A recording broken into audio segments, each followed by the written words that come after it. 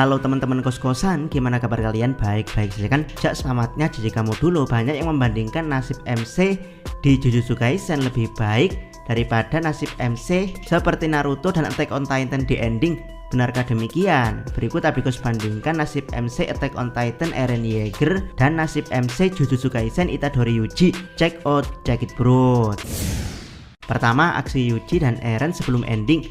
Baik Yuji dan Eren, keduanya sama-sama menunjukkan aksi mereka sebelum ending.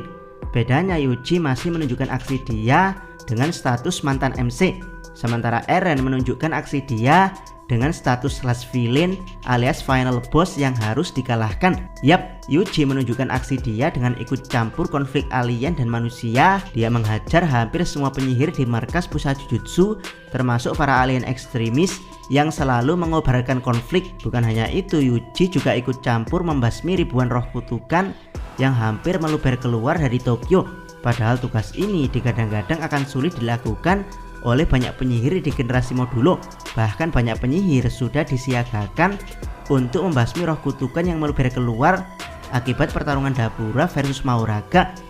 Tapi ya, pada akhirnya Yuji ikut campur menggunakan dismantle. Yuji sendirian mampu membasmi ribuan roh kutukan yang meluber keluar dari Tokyo, membuat tugas yang harusnya sulit dilakukan oleh gerombolan penyihir bisa dengan mudah dilakukan hanya oleh Yuji seorang. Benar-benar aura farming MC yang sangat kuat. Bagaimana dengan Eren? Yap, Eren sebelum ending, posisi dia adalah sebagai main villain. Ceritanya dibangun runtut setelah time skip 4 tahun, di mana posisi MC dilimpahkan ke Rainer Brown, sementara Eren mengambil posisi sebagai main villain. Pembalikan ini membuat pembaca agak gelagapan memandang sebuah konflik. Jadi baik buruknya sesuatu tergantung dari bagaimana kita mengambil sudut pandang. Di part 1 sebelum time skip, Eren adalah MC yang bertekad untuk membasmi seluruh Titan yang menyebabkan kiamat di dalam dinding. Dari sudut pandang diambil dari Eren. Sementara di part 2 setelah time skip, Eren menganggap dirinya sebagai Titan terpilih dalam kurung villain yang harus mengakhiri konflik manusia, dan Rainer ditugaskan untuk menghentikan Eren. Tidak tanggung-tanggung 80% umat manusia dibasmi Eren dengan kejam. Jika latar Attack on Titan adalah tahun 1900-an, di mana perang dunia mulai bergejolak setelah peralihan dari medieval ke zaman industrial. Dan ya, saat itu populasi manusia di dunia nyata sekitar 2 miliar jiwa. Jadi Eren telah membunuh sekitar 1,6 miliar manusia di luar paradis. Benar-benar sebuah tindakan villain yang sangat kejam. Untuk itulah Isayama mengambil sudut pandang Rainer Brown sebagai MC untuk mengalahkan main villain Eren. Kedua, aksi Yuji dan Eren di puncak ending. Percaya atau tidak, Jujutsu Kaisen dan Attack on Titan sama-sama mengambil pendekatan massal di puncak manga mereka, yaitu pendekatan yang melibatkan hampir seluruh umat manusia. Di mana di Jujutsu Kaisen tindakan massal diambil oleh Maru dengan teknik harmoninya, sementara Yuji hanya bertindak sebagai saksi pendamping Maru. Tapi ya, meski cuman sebagai saksi, tapi Yuji menunjukkan aura farming dia dengan membantai Mahito di alam persimpangan. Pada akhirnya puncak Jujutsu Kaisen diselesaikan oleh Maru yang mengundang ketiga rekannya, yaitu Cross, Yuka, dan Tsurugi untuk merubah landscape dunia Jujutsu Kaisen untuk selamanya, yaitu dunia tanpa penyihir dan sedikit roh kutukan alias Cycle of Curses yang dibangun megah sejak awal cerita Jujutsu Kaisen diselesaikan oleh Maru. Bagaimana dengan Attack on Titan? Sebenarnya Attack on Titan punya kesempatan yang sama dengan ritual harmoni Maru, yaitu Euthanasia Zik. Jika ada waktu, Abikos akan bandingkan detail keduanya.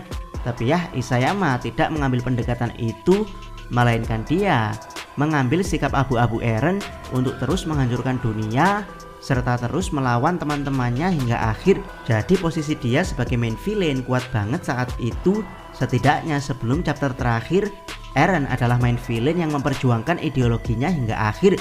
Jadi bisa dibilang di puncak cerita Yuji hanyalah pendamping Maru untuk mengakhiri konflik utama di Jujutsu Kaisen original, sementara Eren adalah pelaku utama di puncak manga yang sudah terbangun sejak awal. Ketiga, nasib Yuji dan Eren di kesimpulan cerita. Setelah ritual harmoni berhasil, dunia menjadi lebih tenang tanpa roh kutukan. Semuanya bersyukur bisa selamat, di mana rasa syukur mereka dituangkan dalam panel saling bermain bola tangkap yang menunjukkan mereka yang berkonflik yaitu alien dan manusia siap menyongsong masa depan untuk hidup bersama tanpa penyihir dan sedikit roh kutukan. Dannya saat orang lain santai menikmati waktu tenang bersama, MC Yuji yang sebelumnya cuma jadi pendamping Maru adalah yang paling sibuk, di mana dia mempersiapkan rencana penanggulangan pasca ritual harmoni untuk 200-300 tahun ke depan saat menemui Nobara. Yuji menunjukkan wujud penuh tanpa tudung yang mana dia tampak sangat-sangat ganteng, bahkan lebih ganteng daripada versi originalnya. Dan ya, bukan cuma wujud Yuji yang sangat ganteng, aura dia dalam mengambil tanggung jawab juga sangat ganteng, yaitu Yuji sudah menyiapkan rencana 200-300 tahun ke depan dengan memetakan ancaman baru yang akan muncul, yaitu para batasan surgawi. Jadi Yuji berniat mendata dan memetakan jumlah mereka dari silsilah keluarganya, plus akan merekrut mereka dan membekalinya dengan senjata kutukan untuk jadi pasukan pembasmi roh kutukan yang masih bisa terlahir meski jumlahnya sangat sedikit. Terakhir, Yuji berniat merubah dirinya sendiri menjadi objek kutukan agar jiwanya tetap terjebak di bumi sampai batas waktu yang tidak ditentukan, alias Yuji berniat menolak pencerahan dan reinkarnasi. Bagaimana dengan Attack on Titan? Setelah membantai 1,6 miliar manusia, ditunjukkan kalau tindakan Eren hanyalah berdasarkan insting abu-abu dia yang sulit sekali dia pahami dari ingatan masa depan yang dia lihat. Di ingatan masa depan yang dia lihat, dia akan dibunuh Mikasa dan konflik Titan akan berakhir, alias kekuatan Titan akan menghilang dari dunia. Dan ya, karena dia ditunjukkan mengikuti insting abu-abu dari ingatan yang dia lihat, saat kekuatan Titan hampir berakhir, Eren menunjukkan wujud aslinya. Dia bukanlah villain bedes yang memegang teguh ideologinya hingga akhir, melainkan MC cengeng yang sok bedes sambil nangis di hadapan Armin. Eren mengatakan bucin pada Mikasa dan tidak ingin Mikasa menikahi orang lain setelah kematiannya. Endingnya, setelah peran Eren sebagai pemusnah konflik Titan selesai, manusia kembali berselisih dan berperang, di mana Paradis dihancurkan oleh dunia luar ratusan tahun kemudian. Yang lebih konyol, muncul pohon mirip Yggdrasil yang menjadi tempat bersemayam iblis bumi di atas makam Eren, yang itu artinya ada potensi konflik Titan kembali pecah di masa depan. Jadi jika Yuji berakhir dengan ganteng dan memikul tanggung jawab hingga batas waktu yang tidak bisa ditentukan, Eren berakhir dengan cengeng dan meninggalkan tanggung jawab dengan kematiannya. Ujung-ujungnya dunia tanpa pengawasan Eren adalah perang kembali pecah dan pohon iblis bumi kembali tumbuh dari makamnya. Ya, meskipun tumbuhnya pohon ini masih asumsi penggemar saja ya teman-teman. Keempat, kesimpulan dari Abdikos tentang MC Yuji dan MC Eren. Percaya atau tidak, meski Abdikos lebih banyak menghina Eren dan memuji Yuji di posisi mereka sebagai MC, tapi dari segi cerita, Abdikos lebih memilih ending Attack on Titan daripada ending Jujutsu Kaisen. Yuji memang aura farming di ending Jujutsu Kaisen, tapi dari segi penceritaan yang terkesan menggampangkan oleh Gege Akutami, Abdikos merasa ending Attack on Titan tidak buruk-buruk amat. Bahkan ending Attack on Titan lebih realistis daripada Jujutsu Kaisen. Setidaknya ending Attack on Titan diakhiri oleh konflik yang bermula dari Titan itu sendiri, bahkan diselesaikan oleh MC utamanya.